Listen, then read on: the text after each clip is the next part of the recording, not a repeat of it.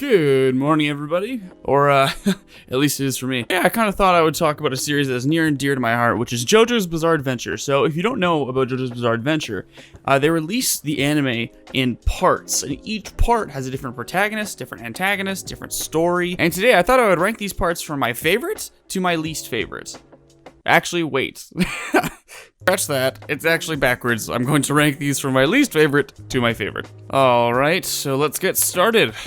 So, coming in at dead last is Stardust Crusaders. Now, before I even begin talking about Stardust Crusaders, I just want everyone to know that I love every single part of JoJo's Bizarre Adventure, and if I don't love it, I at least like it a lot. So, there is definitely a reason why Stardust Crusaders is placed here and not placed at the top. And you know what? This is actually quite the controversial opinion because this is a lot of people's favorite part. And also, it is definitely the most popular part of JoJo's Bizarre Adventure. In this part, we follow a fan-favorite character known as Jotaro Kujo. Jotaro Kujo is a bad boy, and he's kind of boring in part 3, if I'm gonna be honest. You see, I actually really like Jotaro, but in part 3, he doesn't actually get enough voice lines for me to really like him as a character yet, which is kind of why I think he's probably one of the weakest protagonists in his part, but he does get better later on. So, what are the parts of Stardust Crusaders that I like? Of course, I love Dio. Dio is always a great character. He's always a larger-than-life, great personality to have on the show. Also, there's a plethora of amazing, or at least decent enough, stand fights against the enemy stand users. So, kind of my problem with this show, or this part specifically, is that it takes the format of a Monster of the Week formula. If you're not used to those kinds of shows, think like Power Rangers. Every week, there's a new villain that you have to defeat, but they're not necessarily that important to the overall plot. And that is kind of a format that I'm not really that big of a fan of, but in that format, we still do get a couple really good fights. For example, we get the Steely Dan fight, which I kind of think is the best show of Jotaro's capabilities besides the Derby. Is that a fight? The gambling episode? I thought that was really good and showed off Jotaro very well. Also, we have my personal favorite fight in the entire part of Stardust Crusaders, Death 13, which I thought really showed off Kakyoin really well. And also, just speaking of Kakyoin, we have a pretty decent main cast overall. I kind of think that Joseph was shafted in comparison to his part 2 counterpart, but I guess they did have to kind of pull him back so that way Jotaro could have the spotlight. But I still kind of wish Joseph had kept a little bit more of his self from part 2. Also, Abdal as a character, I didn't really like that much, for the most part, because Abdal didn't really contribute much outside of the first, 5 to 7 episodes. After that, he kind of just became useless to the point of where Araki literally takes him out of the story for a point of time and then brings him back into the story, which I thought was very odd and it felt kind of unnatural. However, besides Joseph, Abdal, and Jotaro, which I previously talked about, I don't really think they are the strong pillars of the Stardust Crusaders. If you ask me, the two best characters in that entire main cast is Polnareff and Kakyoin, for a couple different reasons. Kakyoin is extremely intelligent by comparison, and he has a couple really good moments where he gets to shine, and Polnareff is just always a comedic presence, and I actually find that I like both their sub and dub voice actors in both instances, and Kakyoin specifically has a really interesting stand with a lot of different abilities. However, there are of course a couple of inconsistencies in the show and continuity errors. The biggest error to me being Polnareff's earring, which he gives away and then later magically appears on his ear. But of course, besides that, there isn't too much that I have problems with. Of course, this is kind of when stands were just really being developed, and you can really see that in Araki's writing, that it's something that's not completely fleshed out yet, but it's getting there. It's making steps and strides towards what we will later know as part 4 and part 5, which I think is when they really start, getting stand battles down. Also, the last kind of major problem that I have with Stardust Crusaders is the length of Stardust Crusaders, because by comparison to the earlier parts, part 1 and part 2, it was significantly longer, and also it had a lot of excess episodes that weren't necessary. If you look at part 2 Battle Tendency by comparison, it is longer than the previous Phantom Blood, but at the same time, there's no unnecessary episodes in Battle Tendency. Versus in Stardust Crusaders, I could probably take out a couple episodes just directly out of the middle section of that show, and you wouldn't even notice a difference if you watched it without that 1 or 2 episodes. So coming up next, in the 4th place spot, we have Phantom Blood, or the first part of JoJo's Bizarre Adventure. So with Phantom Blood, a lot of people actually don't like this part very much, and they often cite it as the worst JoJo part that you kind of have to get through just to give a basis for the rest of the story. And to a certain extent, I agree. However, I do think that it is quite underrated because all of the rest of the JoJo parts are so good by comparison. I do think that Jonathan is probably the least interesting protagonist just because he's the most vanilla. He doesn't have any character flaws to speak of whatsoever. However, that doesn't necessarily mean that he doesn't do his job to serve the plot. That just means that he does literally the minimum amount required, in this case, to serve the plot. But if you're watching part 1 for Jonathan, you are severely missing, obviously, the main protagonist, and that is Dio Brando, which I think actually carries this part. If Dio was not in this part at all, I would just discard Phantom Blood as trash, but Dio kind of redeems this to me. He, again, has an amazing voice actor in both the sub and dub. He has amazing, well-written lines that I find as either comedic or just generally, like, bizarre in nature or larger than life, and they often provide a really entertaining aspect to the show and an entertaining aspect to their dynamic. Also, not to mention, it has probably the best waifu in all of anime, known as Speedwagon. I mean, come on, those hot abs, oh my god. Also, another great aspect of Phantom Blood is that it's actually short and sweet. So regardless if you liked it or hated it or you were anywhere in between, it isn't a huge load to carry. It's only 9 episodes, you don't have to worry too much, and it really gives the basis for the show without dragging on or being too long. However, if I were to say my biggest problem with Phantom Blood, it would probably lie in George Joestar's character. George Joestar is the father to Jonathan Joestar, and I just find him lacking in every aspect. When I find Jonathan to be, the minimum requirement, I find that George just doesn't provide much for me. And it's weird considering that for the most part, he's kind of the catalyst of the entire story, considering he's the one who purchased the mask. He's the one who adopted Dio. He's the one who got in the original wagon accident, which led to the entire events of the show. So I kind of feel like he is lacking as far as setting the foundation. And my last main issue with Phantom Blood is that Palmon is obviously too simplistic and too boring in this part specifically, because as you can tell, Araki was just figuring it out. For a lot of power systems that are introduced in JoJo's Bizarre Adventure, typically there is a part that I consider a precursor or a prototype, and they show off the name and a couple of the abilities, but it's usually a more simplistic, less interesting, less dynamic version of it, and then in later parts it gets more fleshed out, and then it becomes amazing. And of course Phantom Blood is no exception to this. So after Phantom Blood, we have the second part of JoJo's Bizarre Adventure, Battle Tennesse, sitting at my 3rd place spot. So Battle Tennesse is such a good part, and its placement in the overall plot structure is amazing, because after part 1, people might not be super enthusiastic to finish the rest of the series, and then part 2 hits, and then you're on for the ride. You're stuck in the proverbial roller coaster, and there's no getting off. Now, this part is probably easily the funniest part, in my opinion, or at the minimum, has the funniest main JoJo, which is Joseph Joestar. Quite easily, in my opinion, the funniest JoJo. He has so many great moments with the Tommy gun, running away. Actually, you know what? I'm not even going to say all of them, because if you just pick any random episode, you can probably find great Joseph Joestar comedic moments. Also, not to mention that it has one of the best Joe Bros in the entire series with Caesar Zeppeli. The Zeppeli family I always find to be amazing, regardless of what part you're in, with the exception of their first introduction in Phantom Blood. I wasn't too, intrigued at that point, but Caesar Zeppeli really fleshed out the Joe Bro role, which would later continue down the line with some of my, more personal favorites, but you really have to, give Caesar the gold star for setting that precedent. Also, not to mention, they actually don't have Dio in this part. They don't really reference him that much. There's more of a focus on Pillarmen. The Pillarmen were the individuals that created the Stone Mask from part 1. They are built up of 4 different members. And when I say 4, everyone's gonna be like, Emerald, there's only 3. Nope, there was 4. Everyone forgets about Santana. Rest in peace, Santana. Pour one out.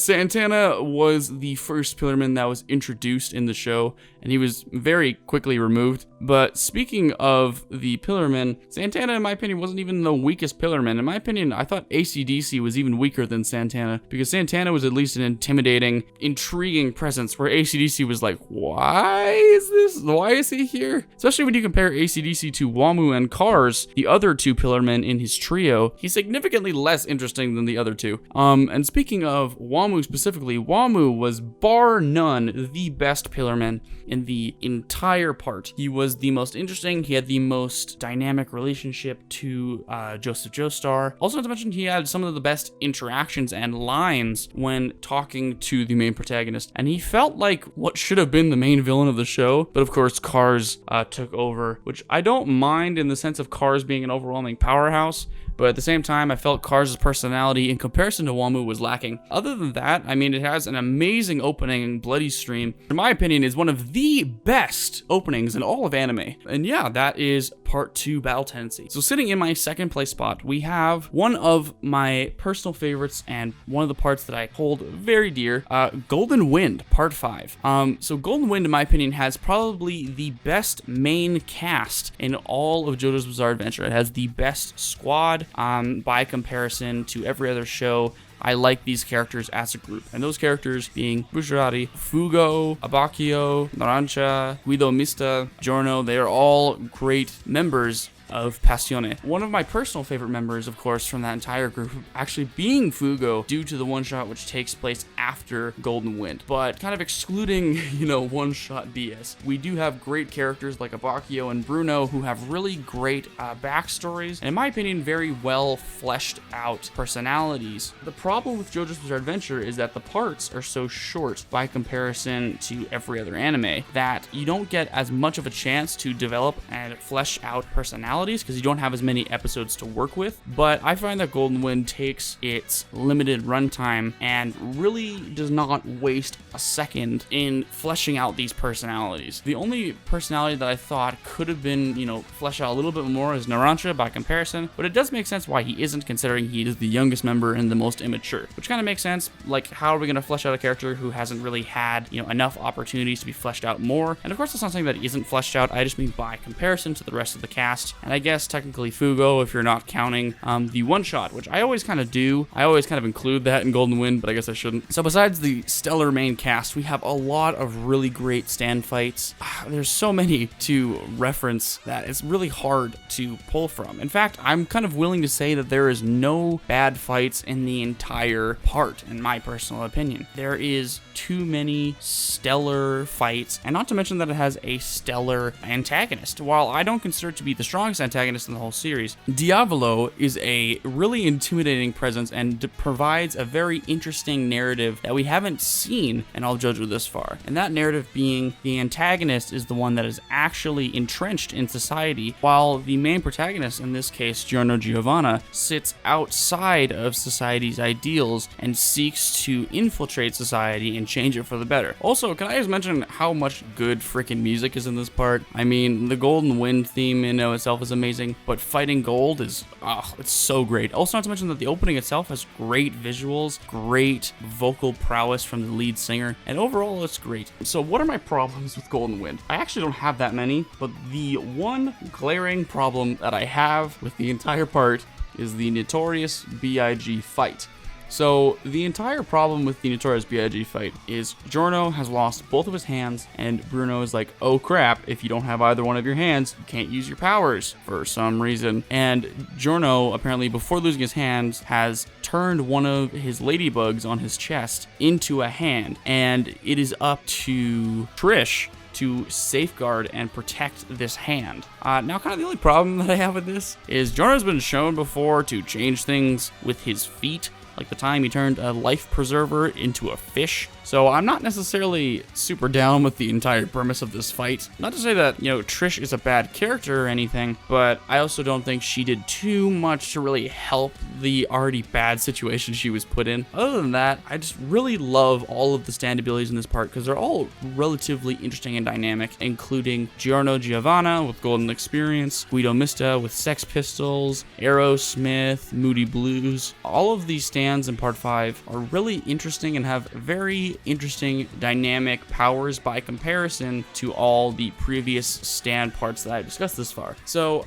outside of my number 2 spot, you might be thinking, Emerald, what is my number 1 spot? Well, if you're good at doing math, there's only one part left, and that part is Diamond is Unbreakable. Now, it was actually really hard for me to choose in between Golden Wind and Diamond is Unbreakable, but when I looked overall at the series and I rewatched them both, I really found myself clinging more to Diamond is Unbreakable by comparison to Golden Wind, because it has, in my opinion, a better protagonist than Golden Wind with Josuke Higashikata, who is probably the most charismatic JoJo besides Joseph, and he's also one of the more intelligent JoJos, which is a breath of fresh air by comparison to the muscle boys of the earlier parts that don't necessarily rely as much on intelligence. And you might be saying, Emerald, Josuke was just kind of like, a bad boy, he's not necessarily intelligent. But have you seen the Highway Star fight? There was a couple of really smart moments in that fight, but of course there is times where he doesn't even need to use his intelligence and just goes straight with blunt force in the Rohan Kishibe fight, for example. So why is Diamond Unbreakable number 1? Now, the main reason for me why Diamond Unbreakable is number 1 is because I think this part, in the anime at least, has the best protagonist in all of animated JoJo's Bizarre Adventure thus far, with Yoshikage Kira. Yoshikage Kira is a serial killer that is plagued by mental illness. You can see him struggle with his desire to have a normal, peaceful life, and his desire to commit sexual acts in violence, actually. I kind of paused there because I didn't really know how to say it, but yeah, it's kind of for kinky reasons. Don't kink shame. Anyways, other than the main antagonist, which I kind of don't want to explain too much because I'm going to make an entire video about why Yoshikage Kira is a great protagonist. But besides him, there's a lot of great supporting characters in the cast as well. One of my personal favorites being Rohan Kishibe. Rohan Kishibe has a stand known as Heaven's Door. It is one of, in my opinion, the most interesting stands because basically you can use it to open someone's face into a manga book and then, or a manga, or just a book, Japanese, I'm white. Anyways, you can open their face into a book and you can then read all about their life, read all the information that they know, and you can even write into the pages of the book to change different things based on what you write. For example, you can write rules into the pages, such as you can't harm Rohan Kishibe, or you can't attack Rohan Kishibe, or you can write different circumstances like you'll be flung back at 70 kilometers an hour as seen with Josuke in the Highway Star fight. Besides Rohan, we have Koichi, who sometimes can be a little annoying, but for the most part is really useful to the plot with his stand echoes. Besides that, we also have Okuyasu, who is one of my favorite characters in the entire show. He's really funny. He is a great dynamic that I haven't seen before, and that's the dynamic of what if we give someone an overpowered ability, but we don't give them the intelligence required to use it. And we don't really see that too often in anime, so I can really appreciate that, because that dynamic isn't really appreciated as far as other dynamics go in anime. For example, the character who has a really weak power but is really intelligent with how they use it. That is a more interesting dynamic to most people than this dynamic. However, it is underused, therefore I can appreciate it. I can dig it. Besides that, there are other stands in the show that I find quite interesting. For example, we have the stand Highway Star itself. In the English dub, it's called Highway. Okay, before I dive in any farther, can we all admit that the localization names for the entire show are terrible? It is just yikes. Ugh, I need to make an entire video about why the localization names are just bad. Anyways, we have Highway Star, who is a very interesting long-range stand, and of course, I do like how they mention his speed limit. So I really love how every stand fight that every character is in really gives them a chance to shine, and also really gives them a chance to show off a different facet of their personality. So that, you guys, was my JoJo parts ranked. Do you agree with me? Do you disagree? If you disagree, please feel free to leave your own list in the comments below. If you do, just tell me your parts, list them in whatever order you want, and just give me a brief little write-up as to why you think that. And maybe I'll do a video reading it, I'm not entirely sure.